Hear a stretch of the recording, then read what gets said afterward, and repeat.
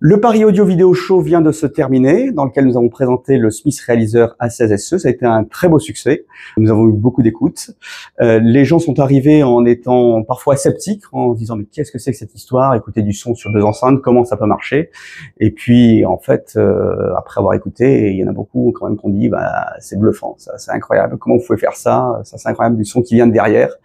Donc voilà. Comme je sais que tout le monde n'a pas pu assister, n'a pas pu venir pour faire cette démonstration, donc ce que j'ai fait, c'est que j'ai enregistré quelques témoignages en fait de personnes prises sur le vif, comme ça, je leur ai demandé l'autorisation. Si vous pouvez me redire, parce que je vais pas les filmer pendant qu'ils étaient en train d'écouter, donc si vous pouvez me redire un petit peu ce qu'ils m'avaient dit. Donc voilà, j'ai pris quelques témoignages, j'ai fait une compilation et je les ai mises à la suite de cette vidéo et je vous propose d'écouter. Et j'espère que vous pourrez écouter un jour en vrai. En attendant, je vous fais écouter donc ces quelques témoignages. Merci. C'est intéressant dans le sens qu'on est en stéréo quoi. Et on arrive à reproduire la 3D, c'est ça qui est intéressant. Moi je suis équipé en 9.2, Ouais. J'arrive pas à avoir ça en fait. Non, stéréo sur j'arrive pas à l'avoir. J'ai beau régler, j'ai mes détails parce que je les focalise par enceinte. Ouais. Et là, juste d'avoir deux enceintes, on sent que ça vient même de l'arrière. Pour retourner derrière, on n'a rien. C'est ça qui est intéressant en fait. C'est ça, franchement. Et vous, monsieur? Moi j'ai du 7.2.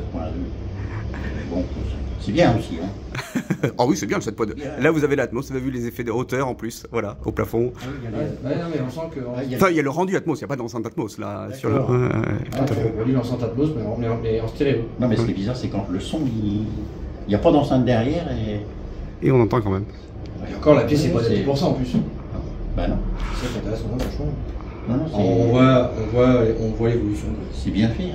Hein. Donc vous venez d'assister à la démonstration du Smith Realizer A16SE, vous connaissiez pas du tout? Pas du tout, je découvre complètement et c'est juste incroyable. Ouais. Une vraie belle démonstration avec un son étonnant, je m'attendais pas à ça. Je pensais vraiment que le son allait être comme plein d'autres choses qui ressemblent, très vagues, très vastes. Et non, là c'était précis, c'était bluffant, le son arrive exactement là où je m'attendais pas à ce qu'il arrive. Et incroyable, ouais, vraiment une expérience dingue, vraiment dingue, vraiment dingue. Et vous me disiez à un moment, vous compariez même à un système classique, mais du coup, qui, des fois, c'est mal réglé, c'est ça? Complètement, j'ai déjà entendu plein de choses en 5.1, en 7.1, plein de choses dans le genre où c'était mal réglé, au final c'était des sortes de halo, alors que là c'était précis, où on voyait, on entendait d'où arrivait le son, alors qu'il n'y avait pas d'enceinte. Donc non, une expérience unique, franchement unique, ouais, j'ai jamais entendu ça, donc incroyable. Vous venez d'écouter le Smith Realizer A16SE.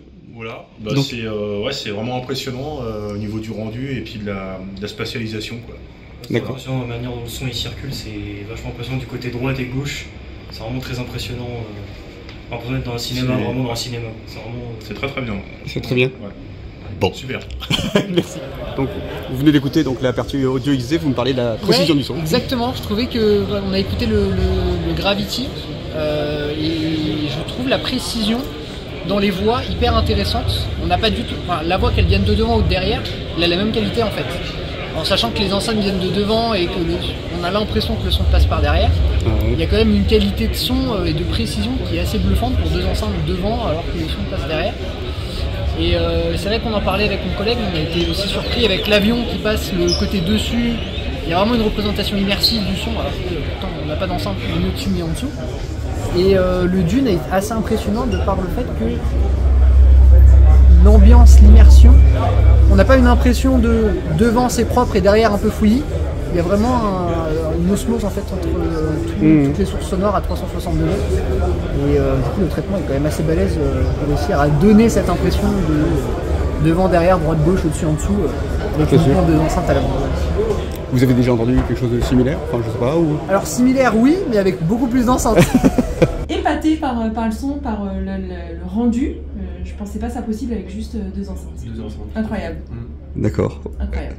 Dessus, derrière, au-dessus? Ah bah là, au-dessus, derrière. Je cherchais les enceintes sur les côtés, je regardais en l'air, je cherchais, mais non, elles sont juste là. Elles sont bien présentes, ouais. Incroyable. Pas de triche, c'est bien ça. Tu viens de découvrir le speaker A16SE alors que tu connais le A16, la version casque. Voilà, donc du coup je suis équipé de la version casque depuis peu. Et ce que j'apprécie dans la version casque, c'était la spatialisation ultra précise des enceintes dans le casque.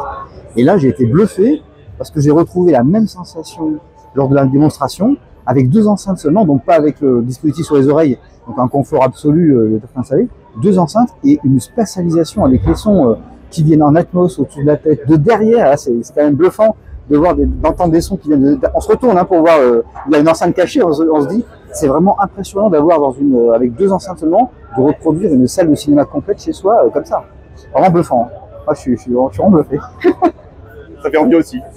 Hein? Ça fait envie aussi. Donc... oui, du coup, ça fait envie, parce qu'avec 2 enceintes seulement, donc en termes d'équipement, ça évite de devoir installer 9 enceintes, enfin déjà avoir la place pour installer l'enceinte, le budget, etc. Là, avec simplement 2 enceintes et l'équipement, on se retrouve dans une salle complètement équipée, quoi. Avec l'acoustique qui va bien et tout, enfin vraiment, c'est unique, quoi. Je veux dire, un truc exceptionnel. Vraiment, je suis bluffé, quoi.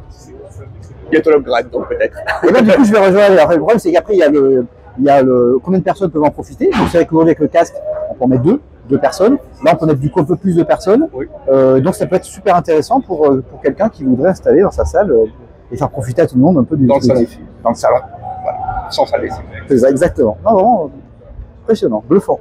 Merci. Donc juste avant de commencer, vous me disiez que vous êtes sceptique. Enfin, vous trouvez ça... Qu'est-ce qui vous intrigue? Dites-moi ce qui vous intrigue. Ce qui m'intrigue, c'est de pouvoir recréer l'ambiance Dolby Atmos ou les autres formats de cinéma avec seulement 2 enceintes. D'accord. Voilà. Après, on verra après. On verra exactement, effectivement, ce qu'il en est. Voilà. Donc là... Ça m'a bien été Non, mais ça m'a... Alors vous qui étiez sceptique, est-ce que j'ai ébranlé un peu votre susceptibilité? L'effet où spatial et où le son passe au-dessus, comme on entend bien aussi, c'est assez convaincant. D'accord, très bien, très bien. Ben, je suis ravi de vous avoir convaincu. Pas d'autres enceintes Non. Non. Et alors du coup, ça marche sur quel... vous jouez sur quoi? Sur les... on joue... C'est l'algorithme propriétaire d'Audio XD qui est fait une recherche à l'origine sur les malentendants pour leur permettre d'entendre sur une oreille qui est fortement abîmée. Donc voilà, donc c'est une approche complètement novatrice, donc avec aussi des recherches en ligne. Voilà, donc vous avez un décodage classique en home cinéma du format 9.1.6, donc qui est le maximum en Dolby Atmos. Et puis après, ce 9.1.6 est converti en stéréo pour écouter sur 2 enceintes par l'algorithme Audio XD. Voilà. D'accord. Bon travail. J'ai connu il y a quelques années la première version de ce qui était fait pour le casque sans avoir eu la chance de pouvoir l'écouter. Là, j'ai la chance de pouvoir m'approcher de ce système. Comment ça s'est passé?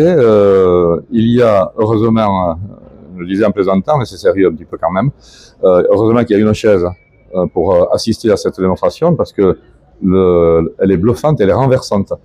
La spatialisation, elle est plus que correcte. Et elle est, je sais pas par rapport à l'original, il y a une fidélité à l'ambiance et à la spatialisation des sons qui est bluffante avec simplement 2 voix. Et Gilles Gérin vient de nous expliquer que c'est quelque chose qui peut être monté non pas sur les enceintes qu'il propose ici, mais sur son propre système de haut-parleurs. Donc, avec quelques... Avec vos propres enceintes à la maison. Voilà, sur mes propres enceintes que j'ai à la maison. Ça m'intéresse beaucoup parce qu'on a une zone d'amis là qui peuvent utiliser chez nous là un petit salon discret et qui serait très très intéressant de pouvoir équiper avec ce confort-là, avec cette qualité-là. C'est impressionnant.